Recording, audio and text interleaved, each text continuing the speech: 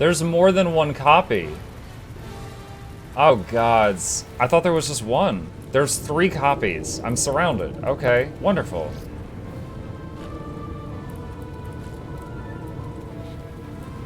Should I split my damage, or...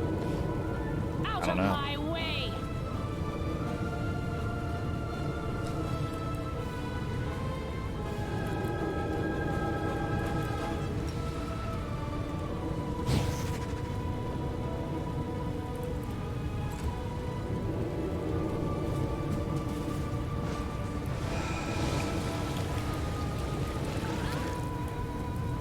What's going on?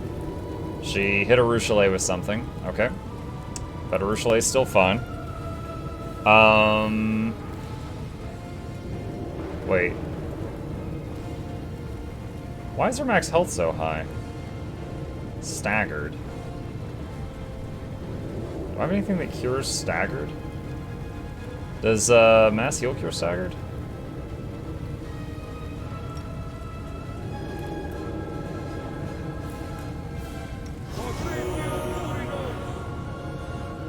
Not sure. Just tried it. Eve gets a turn. You should have run. Freedom of movement. Alright.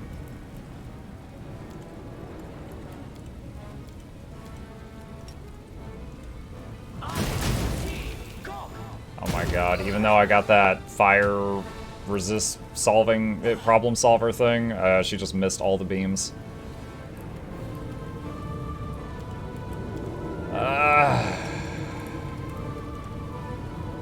More swarms. Dispel the right copy? Yeah, I'll do that on the next turn. Wait a minute. Oh, I got to just cast 2 summon swarms in a row. I just realized, where is my skeleton guy?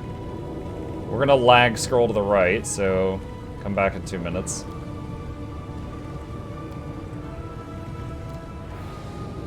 He died. Okay, he died at some point.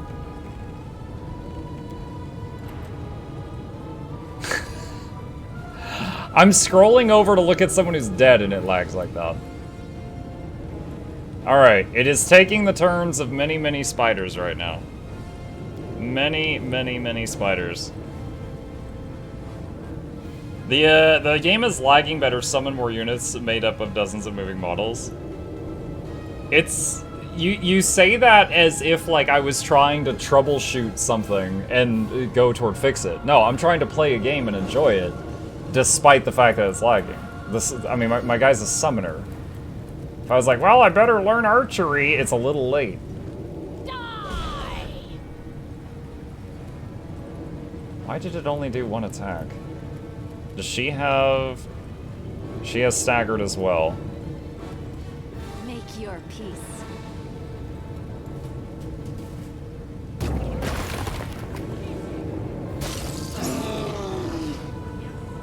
Another one of those?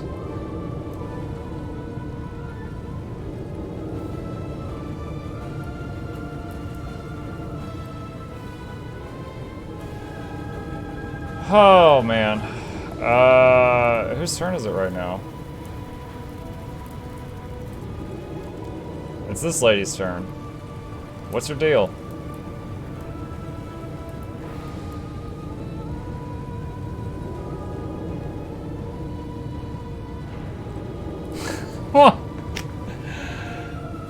What's going on?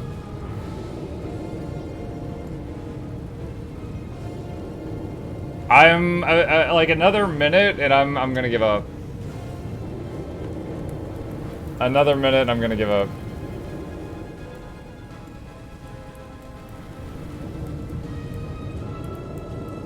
She's AFK. Oh my god, look at what's happening on the side. It's rendering this. It's rendering this on the entire border of the room.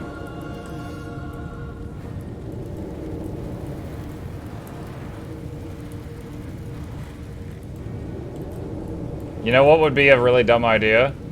Turning off turn-based mode.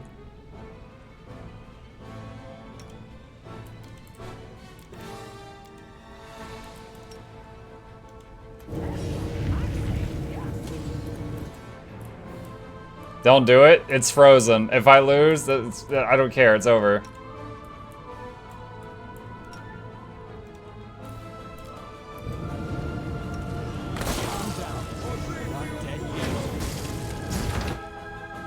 Ow.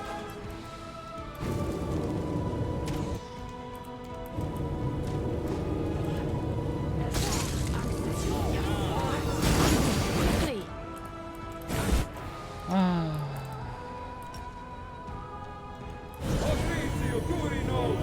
20 decks healed? God! Where's freedom of movement? Do I have that? Do I have freedom of movement? What does it look like?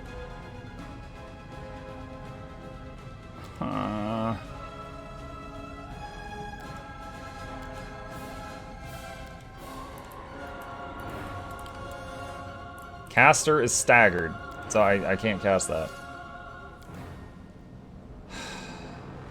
Does remove paralysis work? I don't know.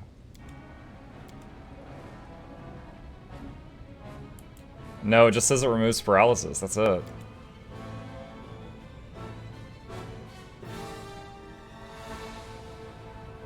Same level as Death Ward. I think it's level 5.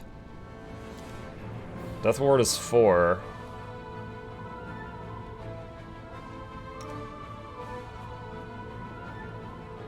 Dude, I don't know if I may not have it. Scroll?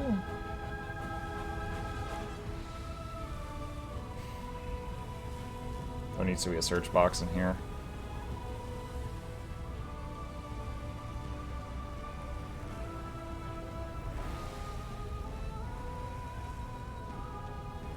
Box is cunning, frigid touch. I guess I don't have it. I guess I don't have scrolls of it either.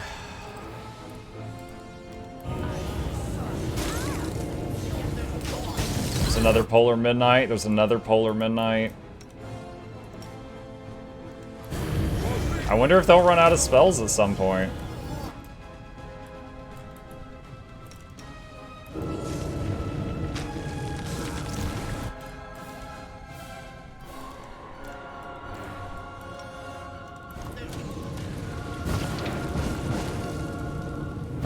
Firestorm and what are those numbers? You guys saw that, right? 174 and then like 87 22s?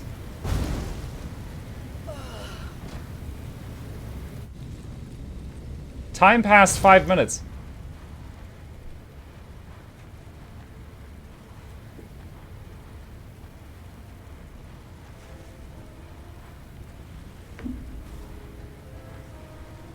Am I being punked right now? What's going on? They were all like 80% health, 90 maybe, tops? She friendly fired herself to death and it bugged out. The arcane flames disappear in an instant, as if they were erased rather than extinguished. The body of Arilu, architect of the world wound, betrayer of humanity, slumps to the floor, leaving you alone with her greatest work, the world wound. Oh, this is new.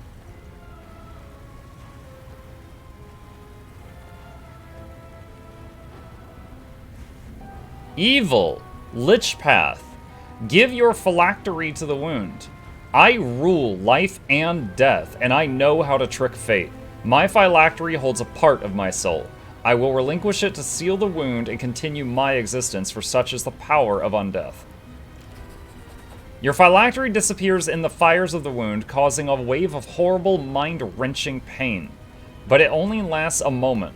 And what's a moment compared to an eternity that awaits you?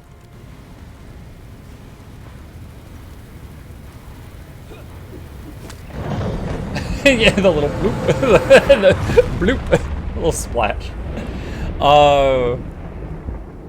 Do you guys remember when I became a lich and that guy broke my phylactery and I reloaded and I begged him so that I could keep it? If I hadn't done that, I would not have this option today.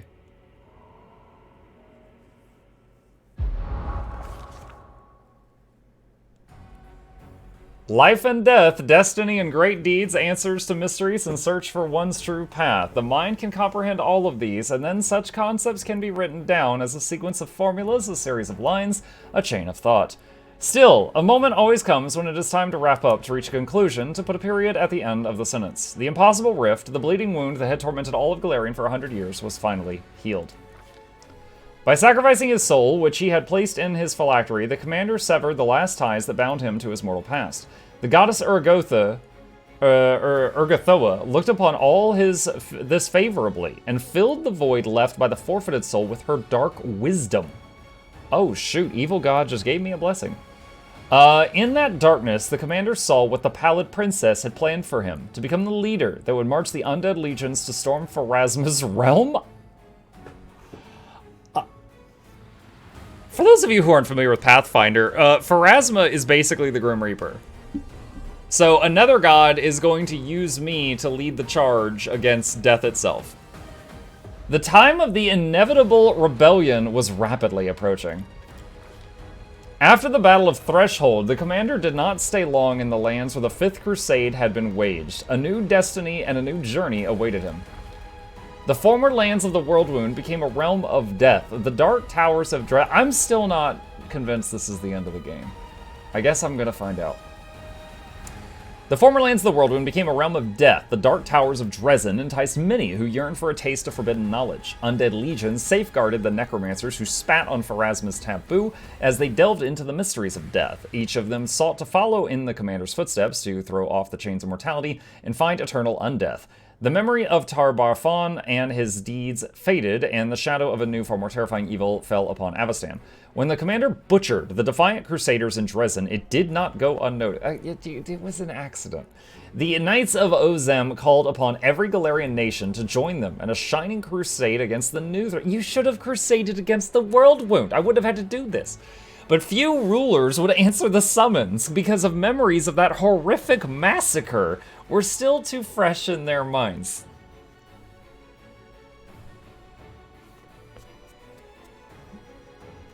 Continue. But Dresden was not forsaken by its allies. Aid came from the kingdom of Geb. They're the undead kingdom. The enlightened and noble undead were glad to extend their greeting to their new friend and express their hopes that Avestan would come to see that civilized coexistence between mortals and undead was possible. The wise and reserved Lord Septimus, oh, he lived, became the keeper of Dresden's laws, the protector of the rights and freedoms of all its sentient denizens. I like that. Although the commander became the symbol of the Fifth Crusade, there were still those among the Crusaders who were dissatisfied with his decisions. I saved the world, I don't see why.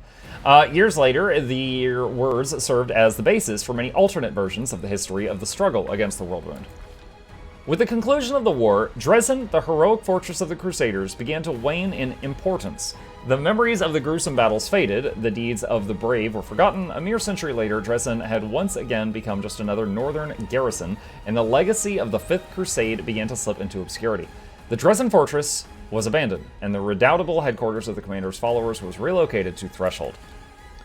Queen Galfrey died, leaving no direct heir. Mendevian society was soon mired in political plots and petty power struggles, subjected to an ever-changing cast of rulers. By the way, I want to time out there. I would not take Threshold as my base because Dresden didn't lag! Thank you for coming to my TED Talk. Subject to an ever-changing cast of rulers and pretenders to the throne, but none was able to win the love of the people or achieve the level of national unity for which Mendev has been renowned in the reign of Queen Galfrey. Quite a few Mendevians wanted to see Darin Arende inherit the throne. He's a charmer. The chain of ward stones stood at the border of the former Worldwound as before. The angels inside them slowly drifted off into slumber to wake again should evil ever rear its head in those lands. The Lady in Shadow, gothiest girlfriend, found a way to benefit from the situation. By magnanimously accepting the warriors from the destroyed armies of Baphomet and Discari, she significantly bolstered the might of the Midnight Isles. The Demon Lord Baphomet suffered a defeat. The Worldwound was closed, and the convenient passage to Galarian was sealed along with it. Baphomet shifted his attention to the realms of the other Demon Lords. A cell of the Templars of the Ivory Labyrinth was soon discovered in Alushanra. The Demon Lord Discari suffered a defeat. He bided his time, continuing to plot his invasion of Galarian, and after that, of heaven itself. The cultists that remained on Galarian went mad one after another, tortured by the nightmarish dreams their lord sent to them. The Hand of the Inheritor, who had gone into voluntary exile, oh, he's my boy, spent much time among mortals, trying to gain a better understanding of their fickle nature. Somewhere on the roads to Galarian, the Angel's trail went cold. Rumor has it that he intentionally went into hiding to avoid both old friends and surviving enemies, and that he now lives somewhere in the guise of a callow mortal youth, eager to absorb other people's wisdom. Nom nom nom nom nom nom nom. The Storyteller, as told in the... As old as the tales he collected, continued his travels across Galarian and occasionally beyond. He knew that out there somewhere, there was one story he would never find. His own. Well, I mean, I had the papers, dude. Just here, I found the papers. I just didn't get to turn them in. Soon after the... Who's that?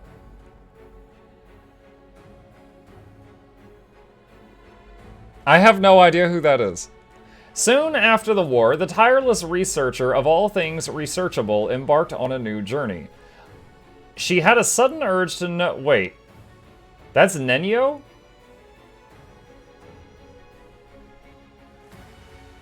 She did something with her hair. I can't quite put my finger on it.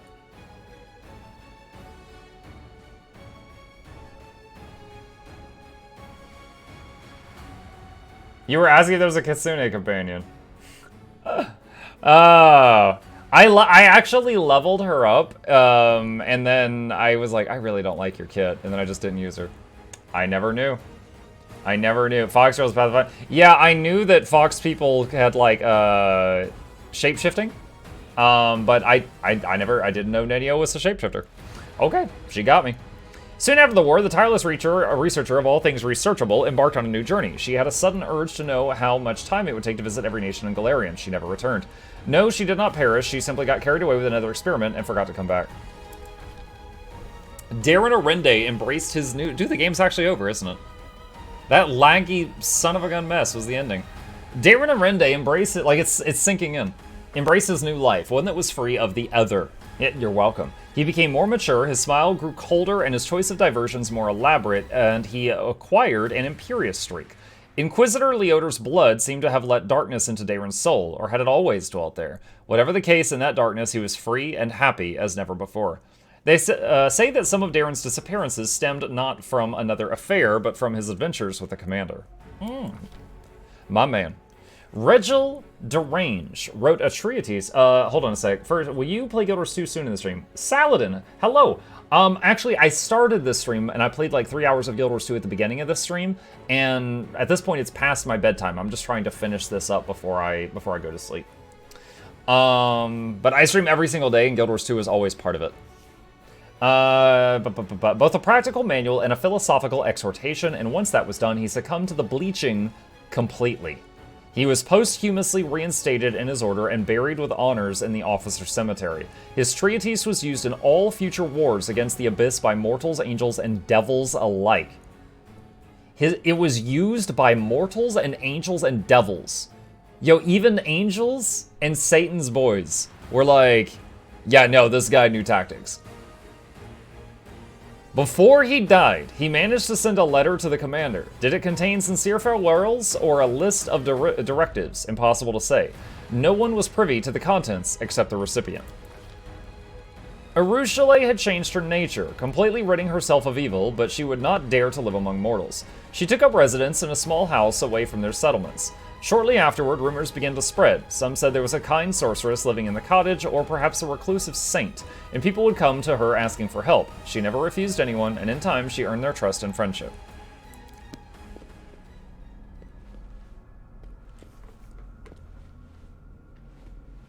Gothy Yisterist girlfriend? Me, the writer of these words, the half-demon witch known as the architect of the world wound.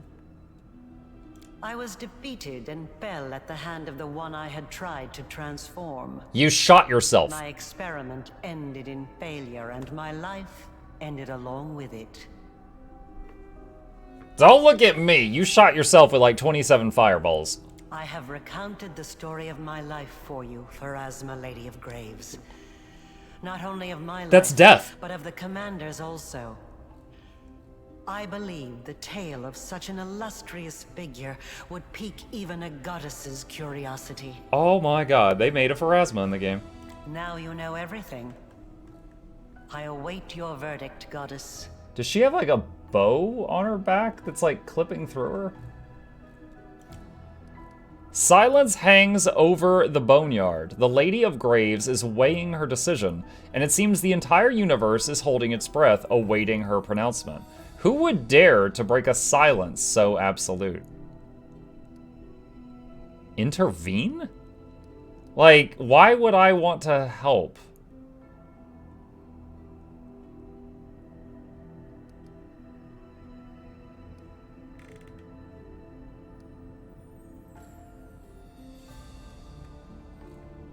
Doesn't your patron hate Pharasma? Well, I'm actually a worshiper of Pharasma originally, but then I just went with Lich, and I don't think she likes that. I would try it, do it. Intervene. Your awareness touches the boneyard, but it collides with an insuperable obstacle, the will of the Lady of Graves. Urgathoa's servants are not welcome in my halls. Begone, and never dare appear here again. As for you, Arilu Vorlesh... She literally just went... It flicked me away. The goddess's sepulchral voice fades away and silence once again reigns in the boneyard. You wrought great evil, while it stemmed from the evil that was done to you. Your actions far exceeded it. Your soul is dark, and there is only one place for you in the universe. I shall send you to the Abyss, plane of pain and fury, suffering and privation. That which you have done to others will now be done to you. So be it. I mean, isn't she just gonna power up in the Abyss? Wait. Look at my party! I don't think I was supposed to see that.